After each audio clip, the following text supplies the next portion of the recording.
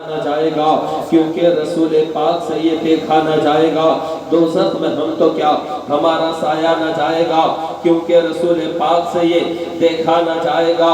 جنت میں وہ رسول ہمارا نہ جائے گا جب تک کہ ہر ایک امتی بخشا نہ جائے گا۔ جنت میں وہ رسول ہمارا نہ جائے گا جب تک کہ ہر ایک امتی بخشا نہ جائے گا۔ ہے قول خدا قول محمد فرمان نہ بدلا جائے گا۔ ہے قول خدا قول محمد فرمان نہ بدلا جائے گا۔ بدلے گا زمانہ لاکھ مگر قرآن نہ بدلا جائے گا۔ بدلے گا زمانہ لاکھ مگر قرآن نہ بدلا جائے گا۔ صحیفہ جو بھی ہو مثل قرآن ہو نہیں سکتا۔ صحیفہ جو بھی ہو مثل قرآن ہو نہیں سکتا۔ منافق کو کبھی احساس ایمان ہو نہیں سکتا۔ صحیفہ جو بھی ہو مثل قرآن ہو نہیں سکتا۔ منافق کو کبھی احساس ایمان ہو نہیں سکتا۔ نہ ہو تعظیم جس کے دل میں سرکار دو عالم کی وہ لاکھ پڑھے کلمہ مسلمان ہو نہیں سکتا۔ وہ لاکھ پڑھے کلمہ مسلمان ہو نہیں سکتا۔ اور دنگے سب دیکھ کر آدھا ادھر آدھا ادھر۔ آواز سمجھ میں آ رہی ہے؟ آپ حضرات کے سمجھ میں آ رہی ہے؟ آواز زیادہ تیز تو نہیں ہو رہی ہے؟ تنگ ہے سب دیکھ کر آدھا ادھر آدھا ادھر، پل میں ہو گیا قمر آدھا ادھر آدھا ادھر۔ تنگ ہے سب دیکھ کر آدھا ادھر آدھا ادھر، پل میں ہو گیا قمر آدھا ادھر آدھا ادھر۔ اور چاند تو کیا آسماں کو بھی اشارہ کر دیتے میرے حضور۔ چاند تو کیا آسماں کو بھی اشارہ کر دیتے ہمارے حضور۔ وہ بھی ہو جاتا ٹوٹ کر آدھا ادھر آدھا ادھر۔ ایک طرف مکے کی سرحد، ایک طرف مدینے کی بہار، ایک طرف مکے کی سرحد، ایک طرف مدینے کی بہار۔ کاش کاش کاش ہوتا ہم سب کا گھر آدھا ادھر آدھا ادھر۔ اور جتنے بھی ہیں مستاق رسول، اے مستاق رسول دیکھ لینا پل صراط۔ اے مستاق رسول دیکھ لینا پل صراط، سن لینا کان کھول کر، پینک دے گا کاٹ کر آدھا ادھر آدھا ادھر۔ اے مستاق رسول سن لینا کان کھول کر، پینک دے گا کاٹ کر آدھا ادھر آدھا ادھر۔ اور آئیے آقا حسین کی محبت میں لے کر کے چلتا ہوں۔ نانا نے ان کو یہ پیغام سنایا ہے، جنتی جوانوں کا سردار بنایا ہے۔ نانا نے ان کو یہ پیغام سنایا ہے، جنتی جوانوں کا سردار بنایا ہے۔ رب نے جس کی قربانی کو قبول فرمایا ہے، حسین نے بھی نیزے پہ چڑھ کر قرآن سنایا ہے۔ حسین نے بھی نیزے پہ چڑھ کر قرآن سنایا ہے۔ ملے گی جنت پیے گا کوثر، قبر میں اس کو سکون ہوگا۔ ملے گی جنت پیے گا کوثر، قبر میں اس کو سکون ہوگا۔ نبی محبت کریں گے اس سے جس کے دل میں حسین ہوگا۔ نبی محبت کریں گے اس سے جس کے دل میں حسین ہوگا۔ ہر دور میں رہے گی حکومت حسین کی، ہر شخص کو پڑے گی ضرورت حسین کی۔ ہر دور میں رہے گی حکومت حسین کی، ہر شخص کو پڑے گی ضرورت حسین کی۔ اب مومنو جان لو وہی جنت میں جائے گا جس کو ملے گی اجازت۔ سبحان اللہ سبحان اللہ۔ آگے کو اگلا جملہ تم بول دو تو میں سمجھوں گا کہ یاد ہے۔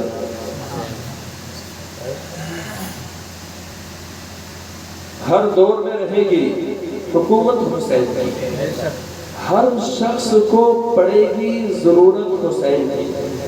اب مومنو جان لو وہی جنت میں جائے گا جس کو ملے گی اجازت حسینی ہے۔ میں جائزہ کہہ رہا ہوں، میں نے تقریر شروع نہیں کی ہے۔ جس کو ملے گی اجازت، ذرا زور سے اور آگے چلتے ہیں۔ کوئی کہتا ہے کہ قیام بچائے گا. کون؟ جو ڈائریکٹ والے ہیں. سمجھ رہے نا؟ ڈائریکٹ والوں کو سمجھ رہے نا؟ کوئی کہتا ہے کہ قیام بچائے گا، کوئی کہتا ہے کہ رکوع بچائے گا، کوئی کہتا ہے قاعدہ بچائے گا، کوئی کہتا ہے سجدہ بچائے گا. لیکن الحمدللہ یہ سننے کا بچہ بولنے لگتا ہے ارے چل ہٹ، یا تو نامہ بخشوائیں گے یا پھر نوازہ بخشوائے گا. تو میرے پیارے اسلامی بھائیوں، آؤ حسین کی زندگی کو پڑھو، آقا حسین کی زندگی کو پڑھو. آقا حسین کی والدہ محترمہ حضرت فاطمہ الزہرا رضی اللہ تعالیٰ عنہ کی زندگی کو پڑھو. آؤ حضرت خواجہ غریب نواز کی زندگی کو پڑھو، اور آگے چلو تو غوث پاک کی زندگی کو پڑھو. میرے پیارے اسلامی بھائیوں، حضرات محترم، میں نے جو آیت کریمہ کی تلاوت کی ہے والذین یبیتون لربہم سجدا وقیاما، وہ لوگ جو راتیں گزار دیتے ہیں عبادت کے لیے، کبھی سجدہ کرتے، کبھی قیام کرتے، اور رکوع کی حالت، سجدے کی حالت، تو رات ختم ہو جاتی ہے لیکن ان کا پہلا سجدہ ختم نہیں ہوتا. جب صحابہ اکرام نماز پڑھتے تھے، آج ہم بھی نماز پڑھتے ہیں. حضرات محترم، اس کا نام ہم نے جو محفل کا نام رکھا ہے وہ ہے اصلاح معاشرہ. صحابہ اکرام جب نماز پڑھتے تھے تو ایسا محسوس ہوتا تھا، نیت باندھ کر کے جب اپنے رب کی بارگاہ میں کھڑے ہو جاتے تو ایسا لگتا تھا جیسے کہ ایک لکڑی گڑی ہوئی ہے. خواجہ غریب نواز جب نماز پڑھتے تھے، نماز کے لیے اپنے رب کی بارگاہ میں کھڑے ہو جاتے، رات کو عبادت کرنے کے لیے جب کھڑے ہو جاتے تو ایسا محسوس ہوا کرتا تھا جیسے کہ ایک لکڑی گڑی ہوئی ہے. جب رکوع کی حالت میں ہوتے تو آدھی رات گزر جاتی تھی، رکوع مکمل نہیں ہوتا تھا. جب سجدے کی حالت میں جاتے تھے پوری راتیں گزر جایا کرتی تھی. حضرات محترم، اور یہی حضور وہ سے پاک ہے. حضرات محترم، پوری رات کا قیام ہو جاتا، پورا ختم قرآن ہو جاتا. سبحان اللہ. حضرات محترم، لیکن آج ہم اپنی زندگی کا جائزہ لیں، آج ہم اپنی نمازوں کو دیکھیں، خواجہ غریب نواز کی نمازوں کو دیکھیں. آج ہم نماز جب ادا کرنے کے لیے جاتے ہیں، امام صاحب قرات لمبی کر دے تو حضرات محترم ہمارا من نہیں لگتا، امام صاحب سے بولنا شروع کر دیتے. امام صاحب آج آپ نے بہت لمبی قرات کر دی ہے. حضرات محترم، اگر امام صاحب سجدہ لمبا کر دے تو آج ہم کہتے ہیں کہ امام صاحب بہت لمبے سجدے کر دیے، بہت ٹائم گزار دیا، بڑی لمبی نماز پڑھا دیے. 15 منٹ کے اندر 15 منٹ میں 4 رکعت نماز پڑھا رہے ہیں. حضرات محترم، ابھی یہاں تک تو ٹھیک ہے، لیکن اس کے بعد میں جب ہم اپنی نماز کو ادا کرتے ہیں تو ہماری نمازوں کا حال کیا ہے؟ ہم نے ادھر کو نیت باندھی، معلوم کر لیا ہوتا تو امام صاحب بولتے تھے کہ جناب نماز فجر ادا کرنے کے بعد میں 5 منٹ کا وقت مجھے دے دیا کریں تو الحمدللہ میں تمہارے قرآن کو تلفظ کے حساب سے، تلفظ کی ادائیگی کے طور طریقے سے تمہارا قرآن یاد کرا دوں گا. سبحان اللہ. لیکن آج ہم جب رکوع میں جاتے ہیں تو رکوع کی تسبیح ہماری کس طریقے سے ہوتی ہے؟ کوئی کہتا ہے سبحان ربی الاعلیٰ، سبحان ربی الاعلیٰ، سبحان ربی الاعلیٰ. ہم سجدے میں جاتے ہیں تو سبحان ربی العظیم، سبحان ربی العظیم. طریقہ معلوم نہیں، پتہ نہیں پڑھنا کیا ہے. قرآن پڑھنا ہمارے یاد نہیں اور ہم نے سیکھا بھی نہیں. کیوں؟ اب بڑے ہو گئے ہیں تو اب شرم آتی ہے. اب ہم بڑے ہو گئے ہیں، اب ہم بزرگ ہو گئے ہیں تو ہم کو شرم آنے لگی ہے. میرے تمہارے مصطفیٰ کریم صلی اللہ تعالیٰ علیہ وسلم نے ارشاد فرمایا، علم حاصل کرنا چاہیے ماں کی گود سے قبر تک. اب نہ کوئی بڑا ہے نہ کوئی چھوٹا ہے، سب کے لیے آپ نے ارشاد فرما دیا. حضرات محترم، اور میرے مصطفیٰ کریم نے ارشاد فرمایا علم حاصل کرنا چاہیے چاہے تمہیں چین علم حاصل کرنا چاہیے، چاہے تمہیں چین جانا پڑے علم حاصل کرنا چاہیے۔ ماں کی گود سے قبر تک اے اصلاح معاشرہ میں آنے والوں، آج سے یہ عہد کر لو، ہم نمازیں تو پڑھتے لیکن الحمدللہ آج کے بعد میں اپنے امام صاحب کے پاس میں جا کر کے عشاء کی نماز کے بعد میں یا فجر کی نماز کے بعد میں ہم اپنی نماز کو ضرور درست کریں گے۔ اگر ہماری نمازیں مکمل نہیں ہوں گی، اگر اسی طریقے کی ہماری نمازیں ہوں گی تو یہی نمازیں کالے کپڑے میں لپیٹ کر کے حشر کے دن ہمارے منہ پر پھینک کر کے مار دیا جائے گا۔ اب سوچیں ہم کس لیے آئے ہیں؟ آؤ ذرا صحابہ کرام کی نماز کا جائزہ لیں، آؤ ذرا حضرت فاطمہ الزہرا کی نماز کا جائزہ لیں، آؤ ذرا امام حسین کی نماز کا جائزہ لیں کہ امام حسین نے کربلا کے میدان میں تیروں بھالوں کی برسات میں بوچھار میں کس طریقے سے نماز کو ادا کیا ہے۔ آؤ آؤ پہلے آپ کی والدہ حضرت فاطمہ الزہرا کا جائزہ لیں اور پھر حضرت مولا علی کی نماز کا بھی جائزہ لیں۔ آج ہم سے نماز فجر چھوٹ رہی ہے، آج ہم سے نماز ظہر چھوٹ رہی ہے، آج ہم سے نماز عصر چھوٹ رہی ہے، آج ہم سے نماز مغرب چھوٹ رہی ہے، آج ہم سے نماز عشاء چھوٹ رہی ہے۔ ہم نے کوئی توجہ نہیں دی ہے، نمازوں پہ نماز ہم سے چھوٹی چلی جا رہی ہے لیکن ہمیں اس بات کا کوئی احساس ہی نہیں ہوا ہے۔ آؤ ایک مومن ہے اور اس مومن کے ساتھ میں ایک شیطان انسانی شکل میں آ جاتا ہے اور شیطان آنے کے بعد میں کہنے لگتا ہے کہ بھائی ہمیں تمہیں کل کو سفر کرنا ہے۔ حضرات محترم اب یہ شیطان انسانی شکل کے ساتھ میں آ گیا ہے، بوڑھا بن کر کے آ گیا ہے، ایک مومن مسلمان کو لے لیا ہے۔ حضرات محترم نماز فجر کی اذان ہو چکی ہے، مسجد سے مؤذن صاحب نے پکار دیا ہے اللہ اکبر اللہ اکبر۔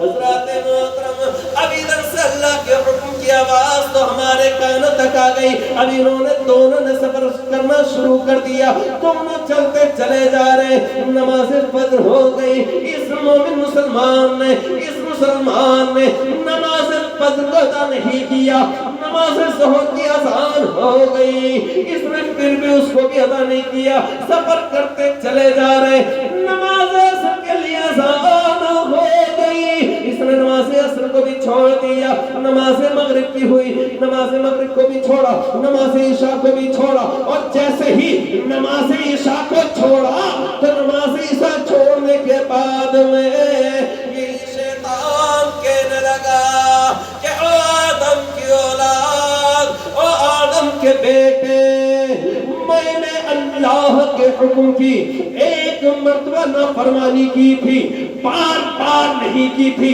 ایک مرتبہ اللہ کے حکم کا انکار کیا تھا تو مجھے جنت سے نکال دیا گیا، جہنم کے اندر ڈال دیا گیا ہے، لعنت کا توق میرے گلے میں ڈال دیا گیا ہے۔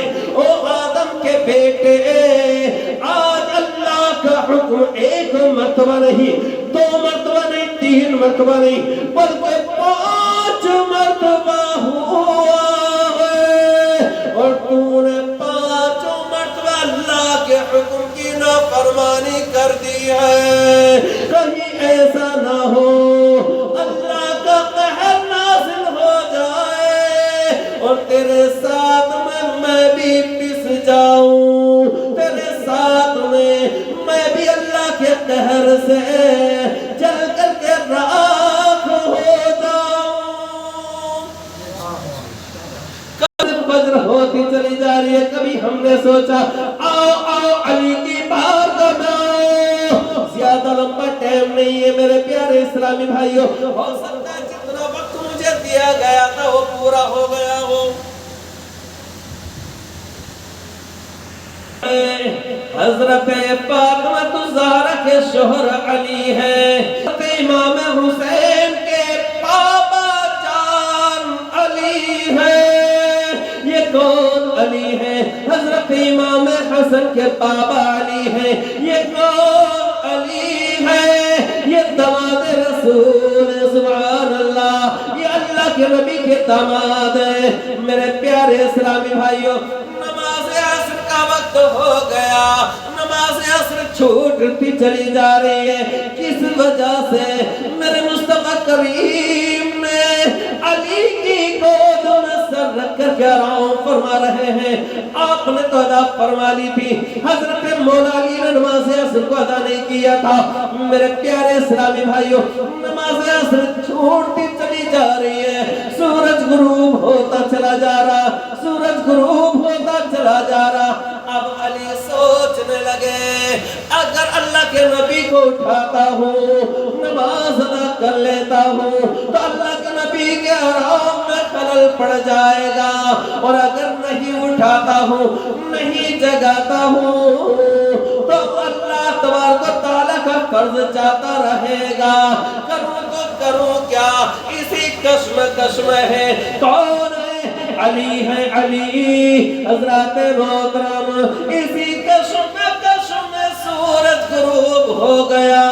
وہ عقل کے اندھے بھی سن لے جو کہتے ہیں کہ نبی ہماری طرح بشر ہے، جو کہتے ہیں نبی ہمارے جیسے ہیں۔ اور لوگوں، تم نے میرے مصطفیٰ کریم کا کھانا پینا دیکھ لیا، تم نے میرے مصطفیٰ کریم کا چلنا پھرنا دیکھ لیا ہے، لیکن تم نے اللہ کے نبی کا چلنا دیکھا، اپنے ماتھے کی نگاہوں سے دیکھا۔